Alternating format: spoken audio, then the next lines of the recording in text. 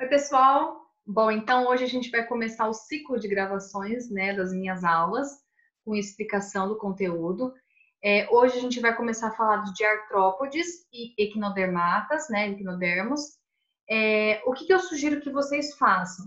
Eu sugiro que vocês façam a leitura do livro de vocês, dos capítulos, aí façam um resumo, de repente, lendo o que estão lendo lá, e vão fazendo um resuminho, e depois assistam a videoaula.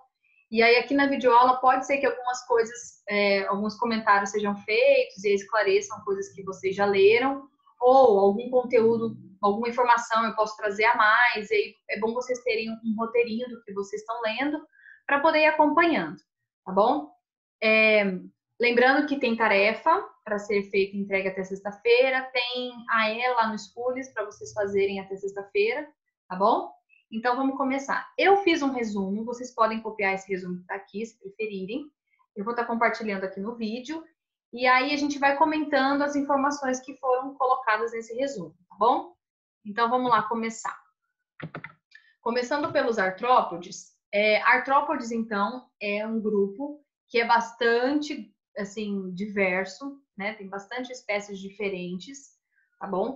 Ele tem muitas importâncias, sejam ecológicas, econômicas, né? Até mesmo em relação a algumas doenças, certo? Então, a gente começa falando de uma das características gerais de artrópodes, tá bom? Tem 5 grupos dentro desse grupo dos artrópodes, tá bom? Então, começando lá, existe uma alta diversidade, né? Uma quantidade de espécies, uma variedade de espécies bastante grande dentro dos artrópodes. O que é característico? Uma das características é que eles têm os apêndices, eles são pares, né? E esses apêndices são articulados. E também possuem um esqueleto para fora do corpo, que é chamado de exoesqueleto, tá bom? E aí o corpo deles é dividido em cabeça, tronco, né, tórax e abdômen. A gente vai ver que cada um deles, cada um dos grupos dentro de artrópodes, às vezes tem uma conformação diferente, mas essas divisões são as mesmas, tá bom? E aí eles apresentam também, assim como a gente tinha lá em Anelídeos, a metameria. A metameria é a divisão do corpo em metâmeros, certo? Só que nos artrópodes, eles têm uma característica que alguns desses metâmeros, eles se juntam e formam os tagmas, que a gente chama, tá certo? Bom, e aí esse exoesqueleto, ele é formado de quitina, né? Que é um polissacarídeo, e aí ele vai revestir a musculatura desse bicho para proteção, tá bom? A quitina, esse exoesqueleto, ele é produzido pela epiderme, tá? E isso favorece com que o exoesqueleto favorece que não possa entrar com facilidade a água e nem outros nem micro-organismos, né? Que é uma forma de proteção também, tá? Essa carapaça. E aí, o que acontece com esse exoesqueleto? Ele meio que limita o crescimento do bicho, certo? Porque tá lá fora. Então, o exoesqueleto vai crescer e o bicho vai crescer? Não. Esse exoesqueleto é produzido de uma certa forma que fique um pouquinho folgado e o bicho cresce. Quando o bicho quer crescer um pouco mais do que o exoesqueleto permite, ele vai se desfazer desse exoesqueleto e produzir um novo exoesqueleto. Essa mudança de exoesqueleto é chamada de equidise, tá? Equidise, com C mudo. E aí, ou muda, né? Também é a mesma coisa. Então, por exemplo, a cigarra, que a gente encontra na época de reprodução principalmente, muita casca de cigarra por aí, que é o formato certinho do corpo dela. O que é isso? O que é essa casquinha que a gente encontra? É o exoesqueleto, é a muda. Então, a cigarra saiu desse exoesqueleto para continuar crescendo, tá bom? E o controle desse crescimento, ele é feito por uma substância chamada equidisona, tá certo? Bom, e aí a classificação dos artrópodes, esses grupos dentro de artrópodes, ele vai depender de várias características. Por exemplo, o número de antenas, o número de pernas, asas, que mais?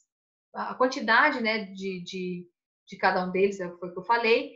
E aí, o importante, claro, todas essas características são importantes e são variáveis ao longo dos grupos. Mas o número de pernas, ele é um pouquinho mais importante, porque se vocês repararem, tem um quadrinho lá no livro de vocês, em que vocês conseguem reparar que ele não é um número que se repete, tá? Então, depois vocês deem uma olhada no quadrinho do livro, para poderem visualizar aquilo que eu estou falando, tá bom? Então, vamos começar falando de um dos principais grupos dentro de artrópodes, que são os insetos. Os insetos, ele tem um número muito grande de espécies, né? E são os únicos artrópodes que têm a capacidade de voar por conta da presença das asas. Então, os outros grupos não têm asas, tá bom? E aí, o corpo deles é dividido em tórax, cabeça e abdômen. E o tórax, ele tem 3 segmentos, seriam 3 partes, tá? E cada parte eu tenho um par de pernas. Então, os insetos dentro de artrópodes, eles possuem 6 pares, tá bom? São os únicos que têm 6 pares, 6 pares não, 6 pernas no total. São 3 pares, né? Em cada par tem 2, tá bom? Eles são chamados, então, de hexápodes, por terem 6 pernas, e díceros. O que isso significa? Um par de antenas, de 2, né? Então, díceros.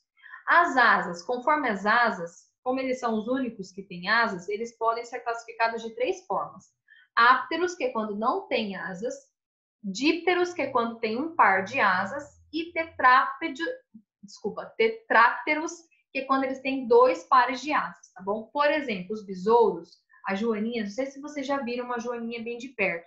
Ela tem uma asa que, na verdade, vai funcionar como uma capa para proteger a asa que, de fato, ajuda a voar, certo? Então, ela abre a asinha de fora, que é onde tem as pintinhas lá, o bonitinho, coloridinho, e de dentro sai a asinha membranosa que faz ela conseguir voar, tá bom? Aí o aparelho bucal também depende muito do tipo de alimentação que esse inseto vai ter. Por exemplo, os insetos que se alimentam, os hematófagos, eles vão ter um picador, né?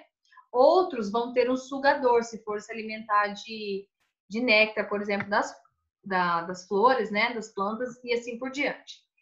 Bom, o sistema digestório deles é completo, ou seja, possuem boca e ânus, tá?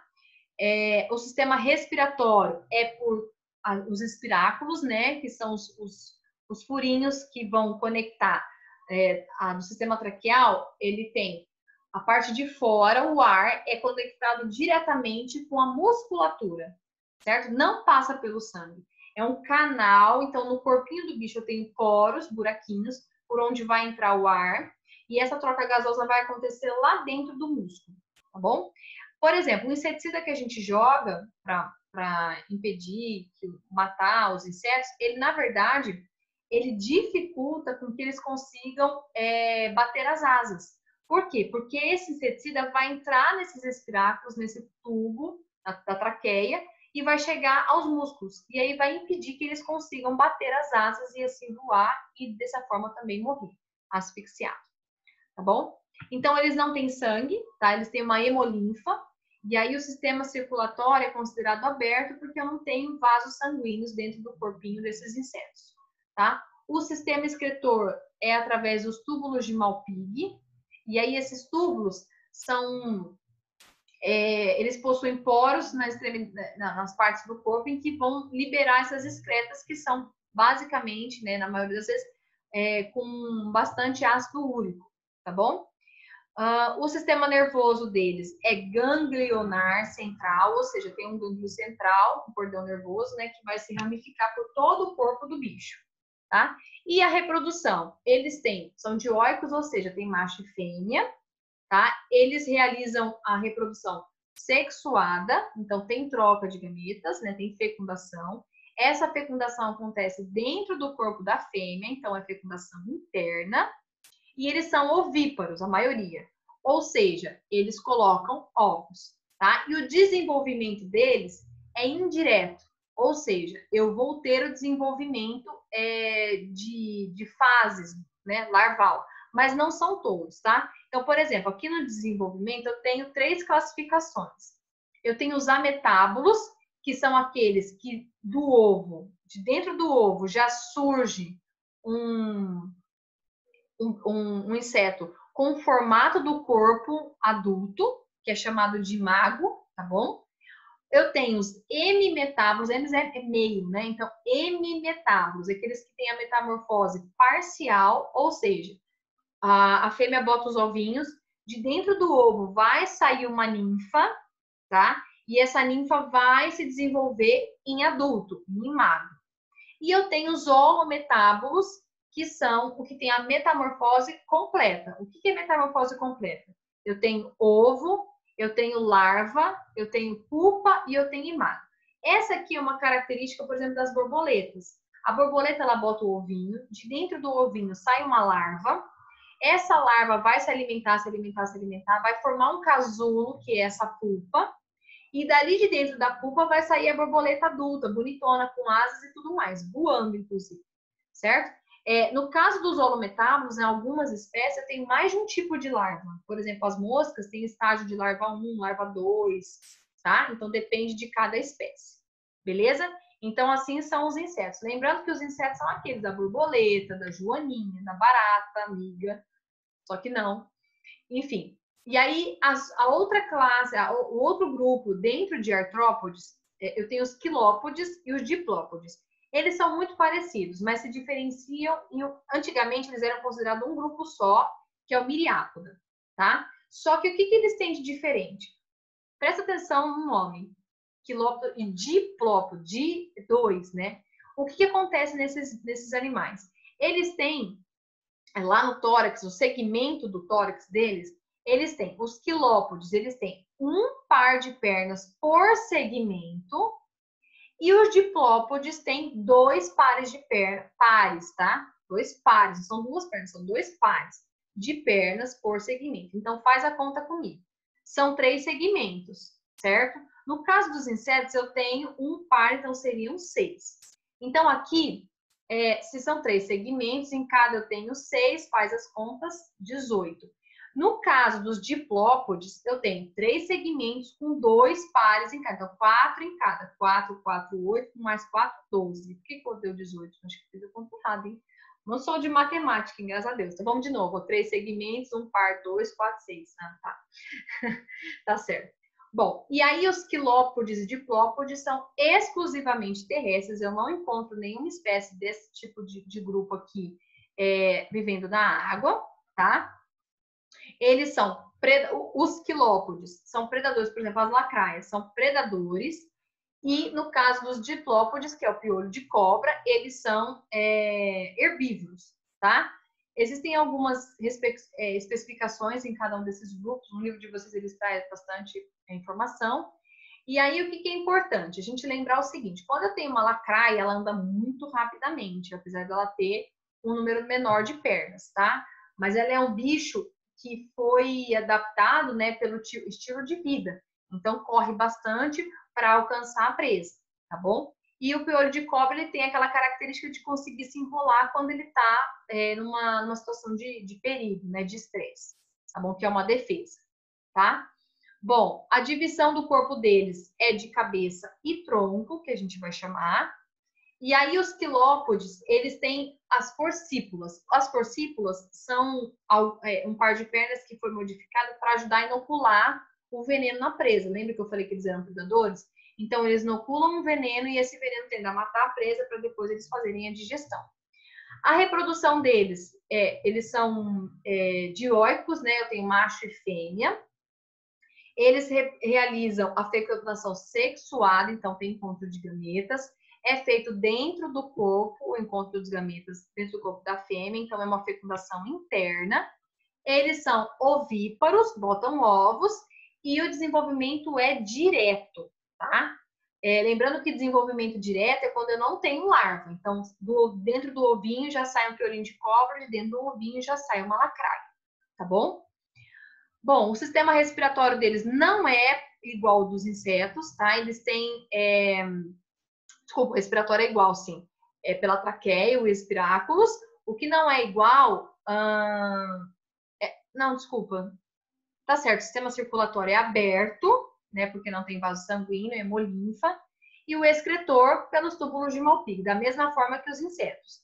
E também a questão do sistema nervoso também é central ganglionar, né? Eu tenho um cordão nervoso que se ramifica em gânglios, tá? É bem parecido com os insetos.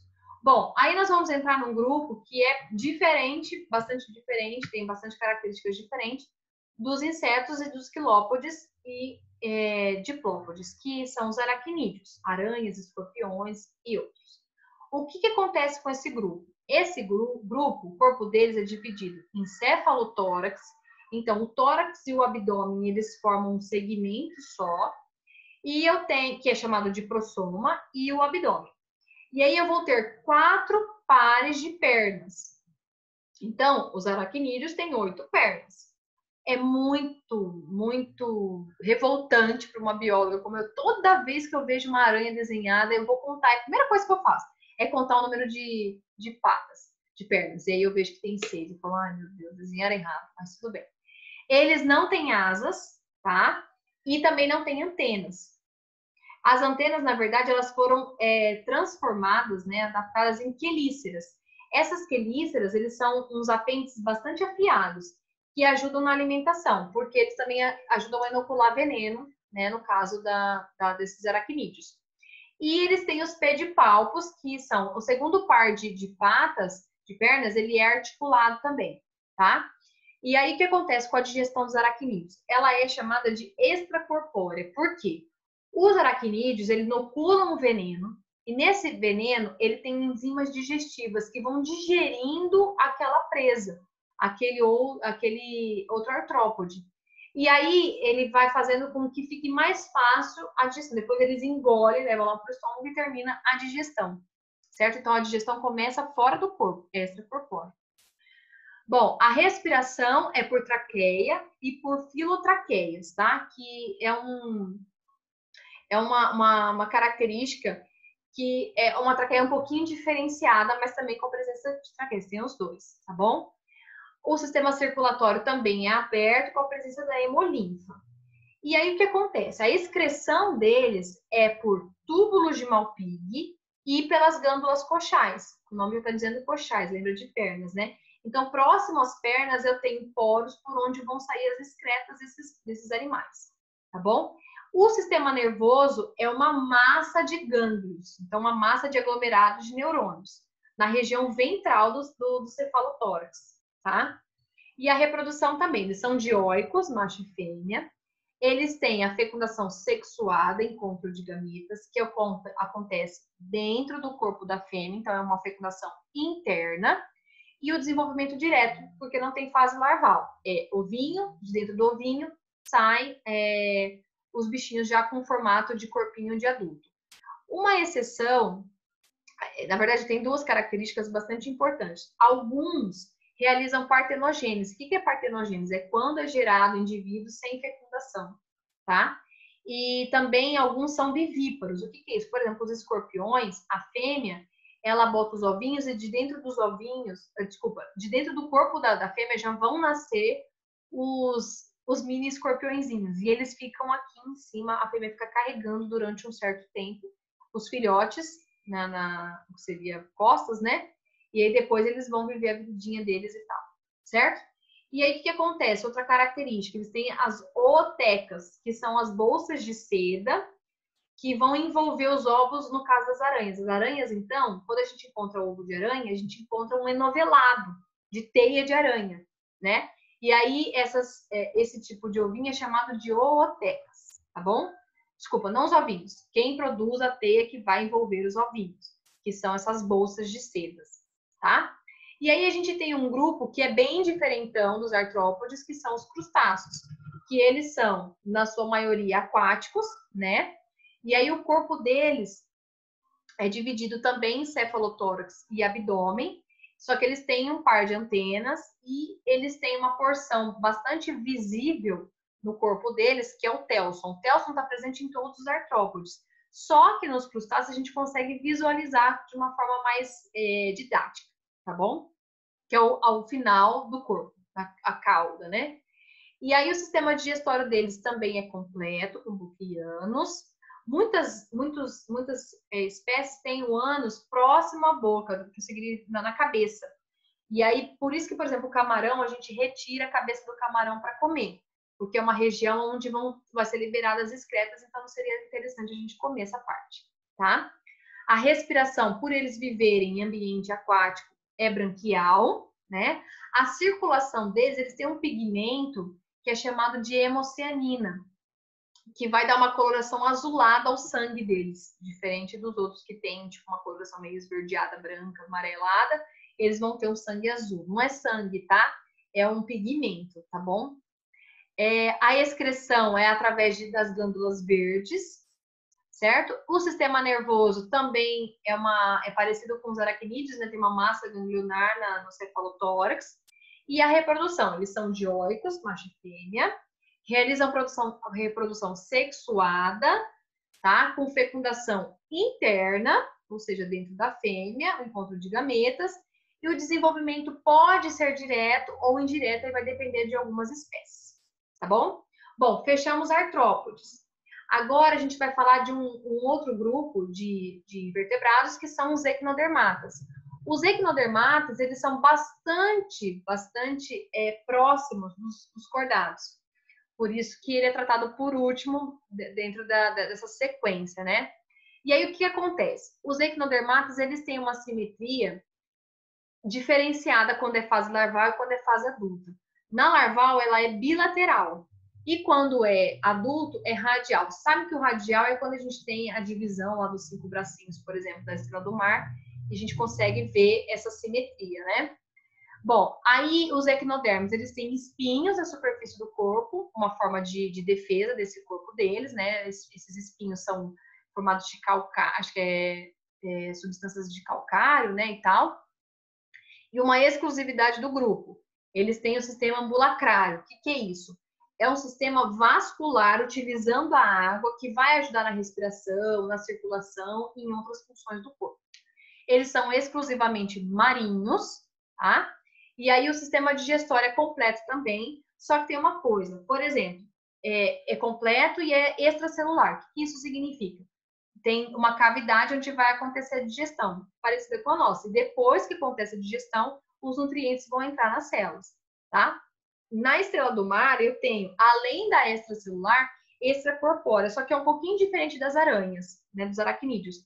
A estrela do mar, ela ejeta, ela bota para fora o estômago, não só enzimas digestivas, ela bota o estômago inteiro. E aí vai fazer a digestão dessa presa e depois ele vai engolir tudo junto, certo? Ele come, por exemplo, moluscos, enfim, tá? O sistema, ele não tem sistema excretor, tá bom? É tudo feito por esse sistema ambulacrar aí de ajuda da água. O sistema nervoso é bem simples, ele tem um anel em volta da boca, e aí esse anel vai se ramificar por todos os braços desse equinodermata. A reprodução pode ser assexuada e sexuada, e aí eles são dioicos, macho e fêmea. Só que eles não têm dimorfismo, eu não consigo olhar um bicho e dizer fêmea ou é macho, tá? Eu vou ter que olhar as gônadas e tudo mais. E a fecundação é no ambiente, ou seja, é externa. Então, quando eu tenho o sistema, a reprodução sexuada, os gametas são lançados na água, tá? E o desenvolvimento é indireto, tem fase larval. A regeneração é uma característica bastante específica, porque, por exemplo, se eu pego uma estrela do mar e eu corto um braço dela fora, ela consegue, ela consegue regenerar aquele braço, e aquele braço que saiu consegue gerar uma nova estrela do mar, certo? É uma alta capacidade de regeneração. Só que, claro, que não é vou picotar no nascer. Não é isso, tá bom? Tem regiões que você não pode atingir, por exemplo, o anel nervoso, não pode ser atingido, senão você não vai conseguir formar uma nova estrela do mar, tá? E aí eles compõem o grupo, por isso que eu falei no início, que eles são bastante próximos dos cordados. Por quê? Ele faz parte do grupo dos deuterostômos. E aí, o que são esses deuterostômos? Eles têm 3 características em comum. Eles têm endoesqueleto, o esqueleto é dentro do corpo. Eles têm o ânus, é formado a partir do blastóporo, lá no zigoto, quando a gente tem a formação das células, as células vão se dividindo, essas células que se dividem inicialmente, os zigotos são blastóporos, tá? E aí, a outra característica é que o celoma ele é formado das dobras da parede do intestino primitivo, que é chamado de arquêntero. Quando a gente tem embriologia, quando a gente estuda embriologia, a gente estuda as fases, né? Vai estudando as partes que são formadas a cada novo desenvolvimento, a cada divisão celular e tudo mais. E aí a gente tem essas partes, o blastóporo e o arquêntero, certo? Bom, pessoal, sobre equinodermatas é bem simples, é essa parte. Aí é o seguinte, vocês têm tarefa para fazer, tá? Deixei um documento lá especificando onde vocês conseguiram o link dessa videoaula. Vocês têm até sexta-feira no horário da aula para entregar para mim através do chat. Se vocês tiverem alguma dúvida, vocês podem conversar comigo no chat ao longo da semana. Eu vou estar dando uma verificada para ver se alguém, para quem já foi fazendo a tarefa, já foi me enviando, ou se tem alguma dúvida e tal. E aí, na semana que vem, a gente faz a correção dessa tarefa, tá bom? Espero que tenha ajudado para vocês a videoaula. E um beijo e até a próxima. Tchau, tchau.